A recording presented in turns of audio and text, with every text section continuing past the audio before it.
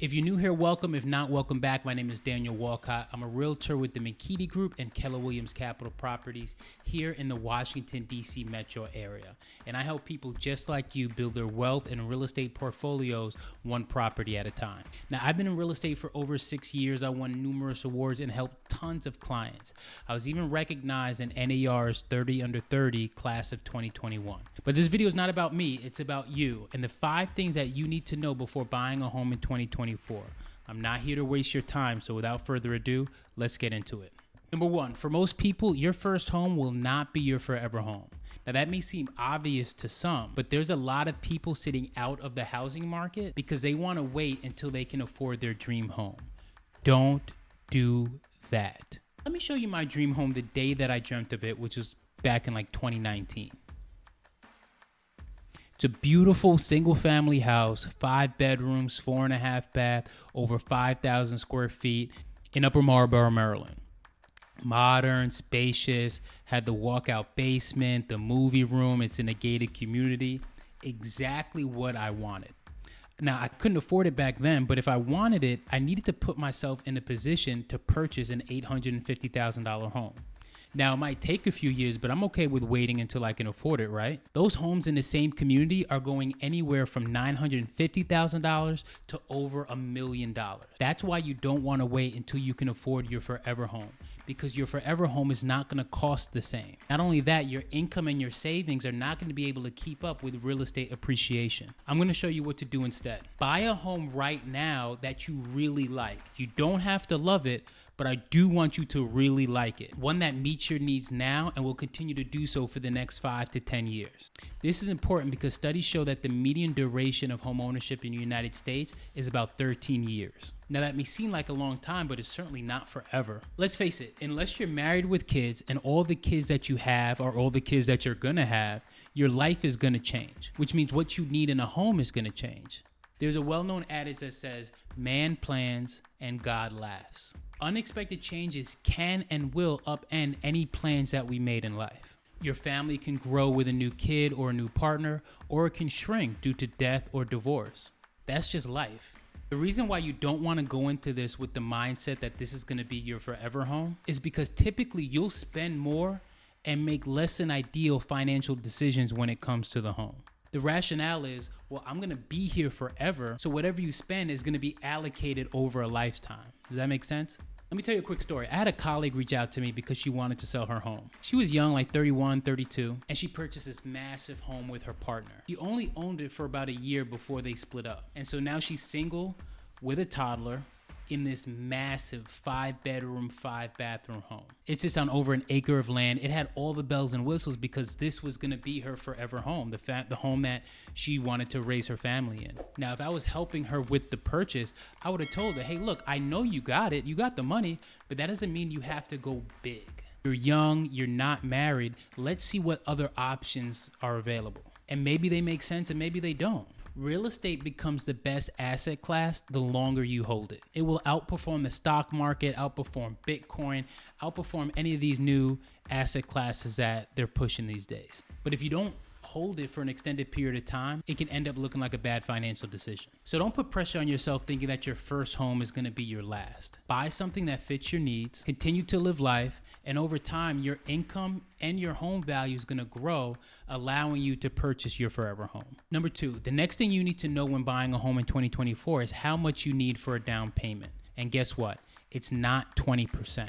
If you've done your research, then you already know this. But if you're just getting started, this should be welcome news for you. If you're buying a home, you have 4 mortgage options. You have a conventional loan, FHA, USDA, and VA. As a first-time home buyer using a conventional loan, you can put as little as 3% down. And if you ask me, that's what I would recommend you do. You, of course, have the option to put down as much as you want, 5%, 7%, 10%, 20%. But what you can do and what you should do are 2 different things. And we'll get into that in a second, but let's talk about FHA loans. FHA loans require a minimum of 3.5% down. They are not limited to first-time home buyers, so even if you own or owned a home, you can still use your FHA loan. USDA loans are designed to help people in rural areas buy homes, and there's no down payment required. Same thing with VA loans, which are offered to veterans, active duty service members, and some surviving spouses. You can buy a home without needing to put any money down. Now, most people qualify for either a conventional loan or an FHA loan. And as I mentioned before, strategically, you should put down the minimum amount that a lender is going to allow you, and only put down more if it makes sense financially. Most of the time, putting an extra couple $1,000s down does very little for your mortgage approval odds or your monthly payment. Let me show you an example. So I'm pulling up a mortgage calculator, which you guys all have access to. Just go to mlcalc.com. And for this example, I'm not going to put in property taxes, insurance, HOA fees, or PMI. We're just going to have the purchase price of $400,000 and a down payment of 3%. And let's just say an interest rate of 6%. As you can see, our monthly payment is $23.26. If we were to put 10% down instead, that would be $40,000, and our new monthly payment would be $21.58. So by spending an additional $28,000, we save a whopping $168. So I'm not saying don't put more money down. All I'm saying is make sure you're being strategic and go over your options with your lender to make sure that it makes financial sense. Now that we talked about down payment, let's talk about down payment assistance. Now, when it comes to down payment assistance, they're usually going to come from one of these sources: the bank or lender that you choose to get a loan from, your local government, or a nonprofit organization. You have national programs, state-specific programs, county-specific programs, programs that are for a specific demographic, which are usually historically marginalized communities, and you also have employment-based programs. Now, I wrote an entire ebook on down payment assistance programs. The link is in the description below.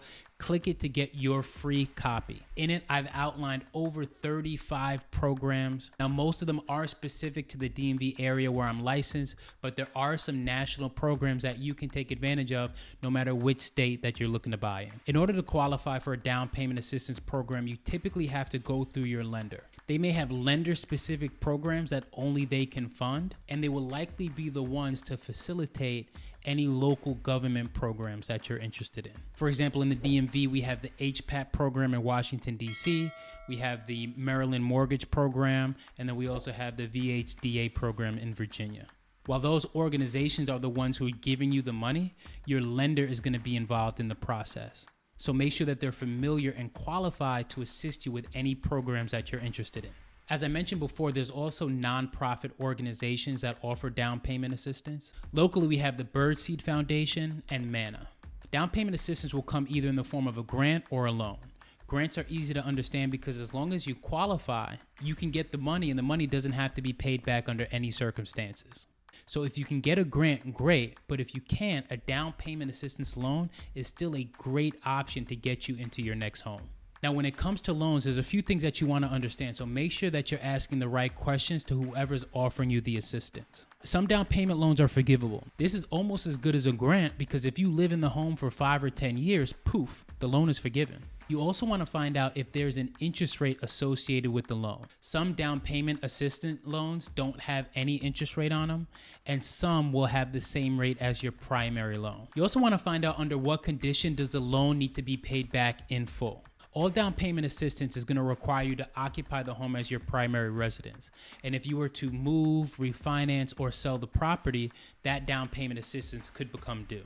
Moving right along, let's talk about best practices for getting pre-approved. Number one, I suggest that everybody talk to at least 3 lenders and get pre-approved by 2. And one of them has to be a suggestion from your realtor. Not all lenders are created equal. And if you trust your real estate agent, you should trust their opinion. When it comes to lending institutions, you have a few options. You have your big banks such as Bank of America and Wells Fargo. You have your local mortgage lenders, and they work for smaller banks, but they only do mortgages. You can't go there and open a checking or savings account. And honestly, you're likely going to have the best service and experience working with a local mortgage lender. You also have mortgage brokers. They can shop around for the best mortgage product for you. They can also be a good option, but I found if things go wrong, they have less flexibility available for them to fix it. Next, you have your online lenders, such as Rocket Mortgage. Their customer service and reputation could be a hit or miss, but they do have competitive rates. And then you have your credit unions. They're also known for having competitive rates, but they're not as flexible as your local mortgage lenders. Generally, a pre-approval will last 120 days, and lenders are looking at your credit history going back 7 to 10 years. Most people will put off getting pre-approved because they don't think that they will qualify. Don't get in your head and disqualify yourself before talking to a lender. There are lenders out there who will meet with you and advise you without pulling your credit. Now, you'll need to have your credit pulled in order to get an official pre-approval. So I suggest that you have that conversation before you're ready to go out and view homes, just in case there's some things on your credit report that'll take some time to fix. In the credit world, like inquiries are counted as one. So as soon as one lender pulls your credit, if you want to get pre-approved by multiple lenders, have them all pull your credit around the same time, usually within a 2 to 3 week period. All lenders will generally ask for the same information. They want to know your income, your debts, your assets, your credit score, and your desired monthly payment. They're going to need bank statements, W-2s, 1099s, 2 years of tax returns, and pay stubs. I had a client bring this up the other day. If you're coming out of school and you have a job offer, lenders will look at that too. So when they look at job history, they can count school as well, and they can pre-approve you based on a job offer letter. As long as that offer letter outlines your start date, salary, and has all the information that they're looking for, you can get pre-approved even though you may not have pay stubs at the time.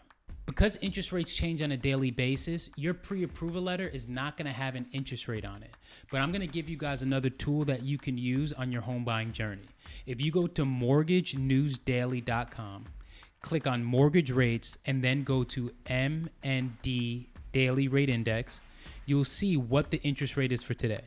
And as you can see, it's currently at 6.91, and this is for a 30-year fixed conventional loan. And for a 30-year FHA, it's 6.4%. The interest rate that a lender gives you is going to be based on your credit profile. So this will give you a base idea of where rates are today, but what a lender offers could be higher or lower. Okay, last but not least, let's talk about closing costs. Closing costs are the last set of expenses that you'll incur before you officially become a homeowner. They will vary from buyer to buyer and property to property, but you can expect to pay anywhere between 2 to 3% of the purchase price. Closing costs include lender fees, title fees, recording fees, which are paid to the government, and prepaid taxes and insurance. The good news is there's a few ways to get your closing costs covered. Let's talk about those strategies. First, you can negotiate a seller credit. This is when the seller takes a part of whatever proceeds they would receive from the sale of the home and gives it back to you to pay down your closing costs. If you're using a conventional loan, the maximum amount that a seller can contribute to your closing costs is 3% of the purchase price. If you're using an FHA loan, they can contribute up to 6%. A seller concession is typically negotiated before an offer is accepted and signed by both parties. It can also be negotiated during the home inspection period. So within a week after going under contract, you should know how much money, if any, the seller is going to contribute to your closing costs. Another option you have is to get a lender credit. In exchange for a higher interest rate, your lender can give you money back at the table in the form of credit that you can then use to pay your closing costs. You should discuss this option with your lender to see what difference the higher interest rate will make on your monthly payments. This also works in reverse, where you can pay points at closing to get a lower interest rate, therefore getting a lower monthly payment. Early in this video, we talked about down payment assistance programs, and a lot of times you can use down payment assistance to pay your closing costs as well. This is common, especially if you use multiple down payment assistance programs and you have money left over. Last option is to get a gift from friends or family. Usually lenders will require that this money be wired to the title company ahead of time. They may also request that a letter be written from the individual gifting the money, essentially stating that they don't intend to be paid back. Let me pull up a settlement statement from one of my clients who purchased last year, just to give you a sense of the different fees associated with buying a home. As you can see, he purchased this property for $976,000. He chose to pay points to get a lower interest rate. Then you have your other lender charges outlined here, the two largest being the processing fee and the appraisal fee. Next, you have your prepaid insurance and taxes, your government recording and transfer taxes, which in most cases will make up the bulk of your closing costs. Next, you have your title fees, which include your title insurance that protects you and the lender from any title defects. The owner's title policy is optional, which he decided not to get, and the lender's title policy is mandatory. And then you have some other miscellaneous charges, which includes my broker's fee and some other costs. So in total, his closing cost was about $30,000, which is around 3% of the purchase price, not including the points that he chose to pay to get a lower interest rate. We've covered a ton of information in this video. Here are some key points that I want you guys to take away. Number one, don't sit out of the housing market waiting and saving to buy your forever home. If you're financially ready, buy a starter home now and leverage that equity to buy your dream home later. Number two, put down the least amount that a lender would let you under the Fannie Mae, Freddie Mac guidelines. Only put down more if it makes sense financially. Do the numbers. Number three, there are a ton of down payment assistance programs available to you as a first-time home buyer. Ask your lender about them, but know they're only allowed to use the ones specific to their bank. If you're using a down payment assistance loan, ask about the terms of the loan, including the interest rate and when the loan needs to be paid back in full. Don't forget to click the link in the description below to get your free ebook on down payment assistance programs. Number four, get pre-approved by multiple lenders and don't disqualify yourself before talking with a mortgage professional. Most lenders will be willing to work with you to get you mortgage ready. Number five, make sure you guys have money set aside for closing costs and use the strategies that we discussed to lower your out-of-pocket expenses. Thank you guys for watching and good luck on your home buying journey. If there's anything that I can do to assist you, feel free to reach out. My information is in the description below. Don't forget to like and subscribe, but most importantly, share this video with somebody who needs to see it. I'll catch you guys next time. Peace. Tryna at me, I'm running the race. I gotta pick up the pace. They throwing shade, but I'm gone.